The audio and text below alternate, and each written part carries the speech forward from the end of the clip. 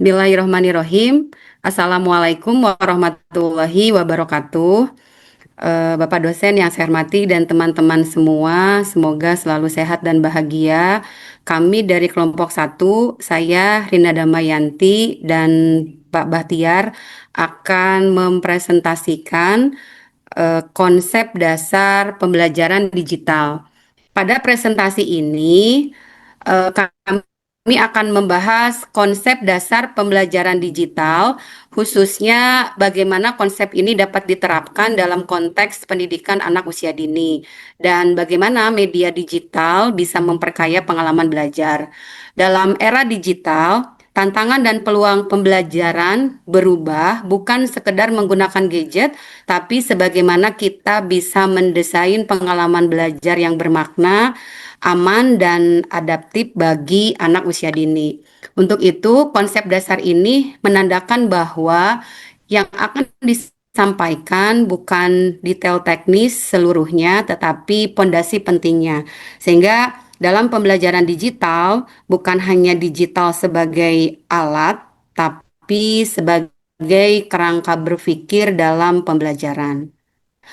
Baik, yang berikutnya, bagaimana pendidikan di era 4.0 dan 5.0, kita bisa melihat urgensi perubahannya, mulai dari perkembangan TIK, revolusi industri 4.0 dan 5.0, juga bagaimana guru bisa beradaptasi. Perkembangan teknologi informasi dan komunikasi TIK telah memperluas akses informasi. Anak didik bisa mencari materi sendiri lewat internet, video, aplikasi, e-book, dan sebagainya. Guru jadi bukan satu-satunya yang memiliki kunci informasi. Contoh, seperti di PAUD, ada aplikasi edukatif, lalu ada video animasi, serta game edukasi yang bisa memberi stimulasi belajar selain guru. Atau anak bisa melihat video tentang warna, binatang, atau lagu di YouTube dan sebagainya. Dampak positifnya dalam hal ini bisa meningkatkan kecepatan dalam belajar, kemudian juga memberi variasi, anak menjadi bisa lebih aktif. Kemudian yang berikutnya, di era 4.0 kita bisa melihat perubahan besar dalam cara bekerja dan berkomunikasi. Sedangkan di era 5.0 tidak hanya teknologi, tapi integrasi teknologi dan manusia, bagaimana teknologi dapat digunakan untuk memperbaiki kualitas hidup, kemudian juga dengan memperhatikan sisi kemanusiaan, nilai-nilai dan hubungan sosial. Nah, untuk itu diperlukanlah keterampilan abad 21 yang muncul antara lain bagaimana kita sebagai seorang guru harus memiliki kemampuan literasi digital. Dalam hal ini bagaimana seorang guru bisa memiliki kemampuan mencari, kemudian menilai, menggunakan informasi digital secara bijak. Setelah itu juga dilengkapi dengan kemampuan dalam berpikir kritis. Tidak hanya menerima informasi, menilai, mempertanyakan, membedakan mana fakta dan opini atau hoax. Kemudian juga harus kita sebagai guru harus juga memiliki kemampuan kolaborasi. Bagaimana bisa bekerja secara berkelompok, kemudian juga melakukan kolaborasi lintas bidang atau dengan teknologi misalnya proyek digital bersama.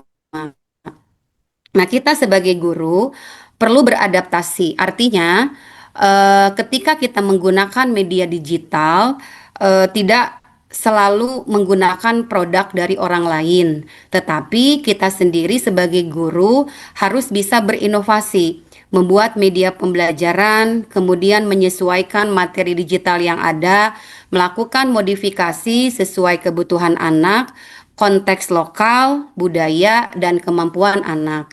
Nah, contoh, guru PAUD bisa membuat konten video pendek, membuat kuis digital, menggunakan aplikasi edukatif yang ada, tapi memodifikasinya agar sesuai dengan level anak, atau bahkan merancang media permainan interaktif berbasis digital. Dengan demikian, seorang guru butuh kompetensi-kompetensi tambahan, seperti misalnya literasi teknologi, desain media, penguasaan tools, kreativitas, keberanian mencoba, serta evaluasi dalam praktik. Hal ini juga harus ditunjang dengan kemudahan akses sumber daya, gadget atau internet, kemudian juga kemampuan guru juga harus sering dilatih dalam pelatihan guru, kemudian juga untuk mempersiapkan segala sesuatunya kita butuh untuk persiapkan waktu, juga kita selalu memiliki resistensi terhadap perubahan, seperti itu. Lalu yang berikutnya, konsep dasar dari pembelajaran digital itu sendiri, di mana kita akan bisa melihat dari definisi pembelajaran digital, karena kita sekarang memasuki kepada aspek yang sangat fundamental. Di slide ini akan menjelaskan bagaimana sebenarnya media pembelajaran digital dan apa itu tujuan utamanya. Definisi dan tujuan ini menjadi landasan agar kita bisa mengevaluasi dan merancang pembelajaran digital yang efektif.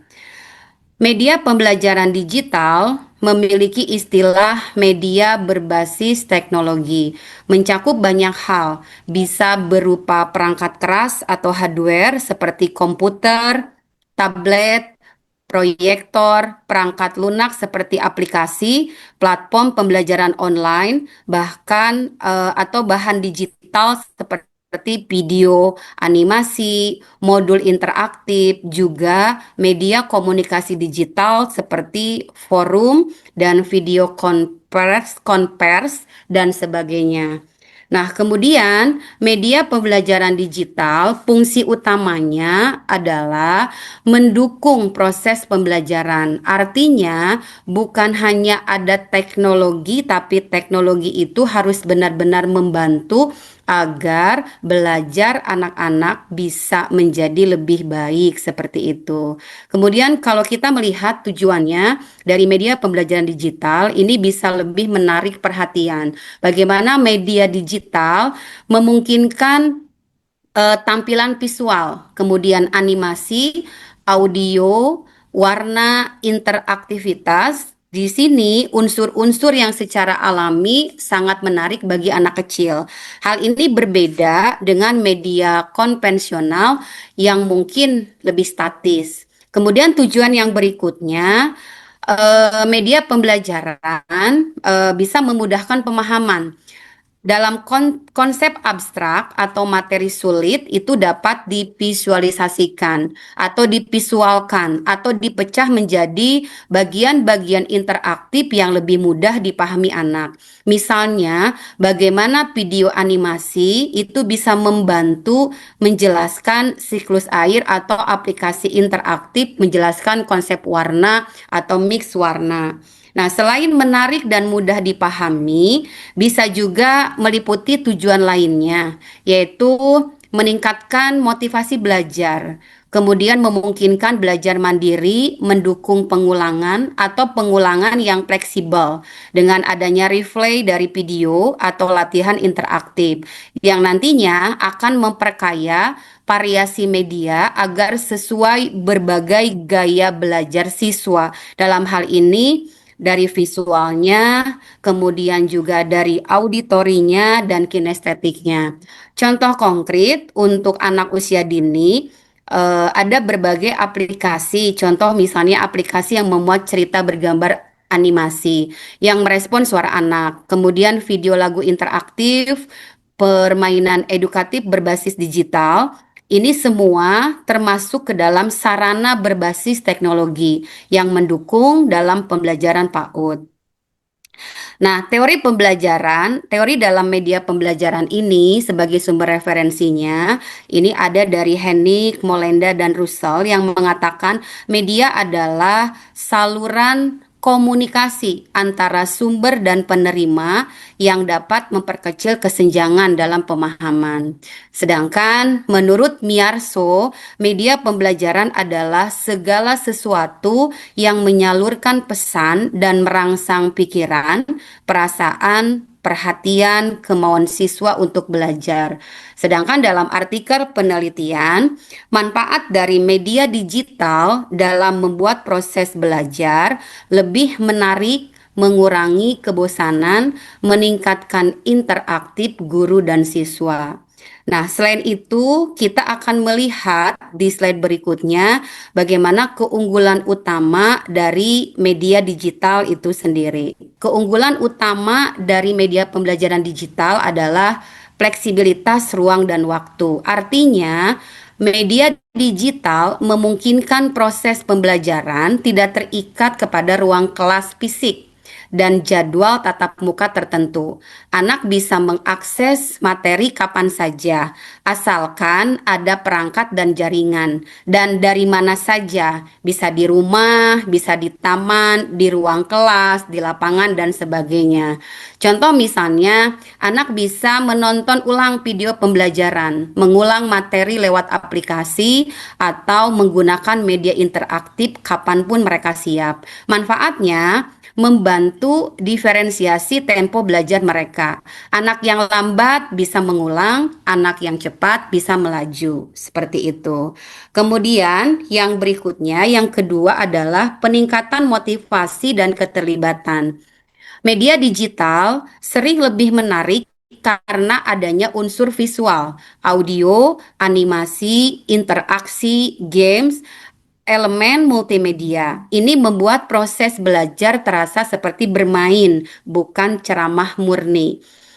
Ketika anak terlibat dengan media yang interaktif, mereka lebih aktif, menekan tombol, menjawab pertanyaan digital, menggeser objek, menggerakkan jari, bukan hanya pasif tetapi juga mereka mendengarkan.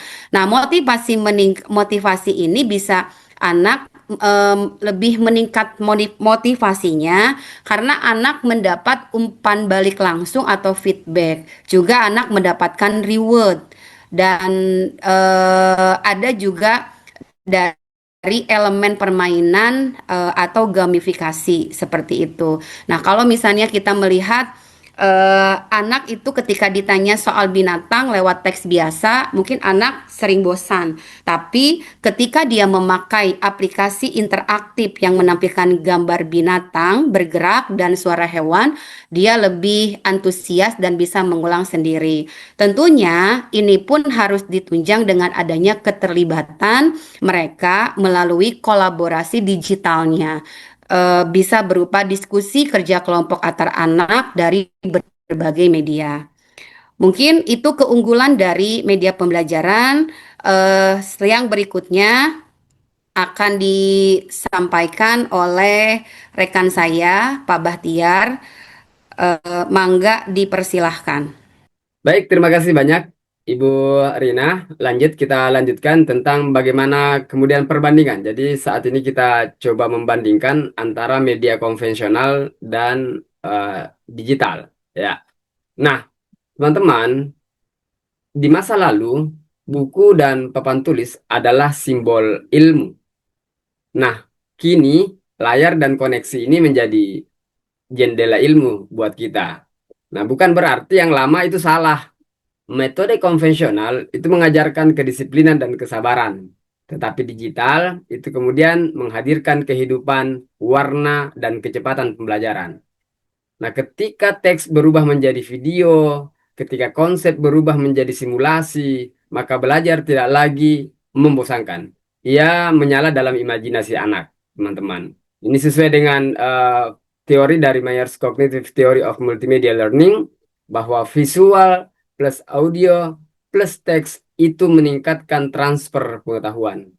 Nah, selanjutnya, teman-teman, kalau tadi kita membandingkan antara media konvensional dengan media digital, ini kemudian menjadi sebuah tantangan besar bagi guru. Guru yang pertama wajib menguasai literasi digital. Dia harus mampu memilih media mana yang paling tepat dalam proses pembelajarannya. Kemudian guru juga harus mampu mengembangkan media sesuai dengan kebutuhan siswanya. Nah, inilah yang menjadi bagian penting. Teknologi bukan masalah utama. Adaptasi manusialah yang kemudian menentukan. Guru hebat itu bukan yang paling tahu, tapi yang paling mau belajar. Jadi memang ini sangat penting untuk kemudian kita meningkatkan literasi soal digital. Nah, literasi digital ini menjadi nafas baru bagi pendidik. Guru harus memilih media yang relevan, bukan sekedar viral ya. Harus bisa mengembangkan media yang bermakna, bukan sekedar menarik. Nah, karena pada akhirnya teknologi itu hanyalah alat. Hati gurunya lah yang kemudian membuatnya bernilai. Nah, ini sesuai dengan teori dari Fulan bahwa perubahan pendidikan hanya bisa berhasil bila guru bisa menjadi agen utama perubahan itu. Nah, itu teman-teman, kemudian kita coba simpulkan bagaimana konsep dasar media digital ini. Ya, bahwa media digital ini membawa perubahan besar terhadap dunia pendidikan hari ini. Bagaimana kita menyiapkan sumber daya manusia dan untuk persembahan 100 tahun Indonesia Merdeka di 2045 ini kemudian menjadi tanggung jawab guru menguasai dan mengembangkan media secara efektif dan relevan. Mari kita simpulkan perjalanan kita hari ini apa yang dibahas oleh Ibu Rina dan apa yang saya bahas barusan. Coba kita simpulkan bahwa media digital itu bukan sekedar alat bantu. Dia adalah fondasi perubahan belajar baru. Dengan media digital, kita menyiapkan generasi yang bukan hanya pintar, tetapi juga berkarakter, kreatif, dan peduli. Namun harus diingat, digital itu bukan segalanya, tetapi kebijaksanaan, teknologi hanyalah layar kosong. Maka tugas guru hari ini adalah bagaimana menyatukan ilmu, teknologi, dan nilai-nilai kemanusiaan. Demikian mungkin teman-teman atas perhatian dan semangatnya. Namun ada hal yang ingin kami sampaikan bahwa mari jadilah guru yang tidak hanya hadir di kelas, tetapi hadir di hati anak-anak kita. Setiap anak yang kita ajar adalah cahaya di tengah dunia yang serba digital hari ini. Karena pendidikan sejatinya bukan tentang teknologi, tetapi tentang cinta dan kesungguhan hati. Oleh karena itu, teman-teman, mari kita songsong kepedulian kita untuk membangun peradaban digital baru Indonesia demi persembahan Indonesia 100 tahun di 2045. Assalamualaikum warahmatullahi wabarakatuh.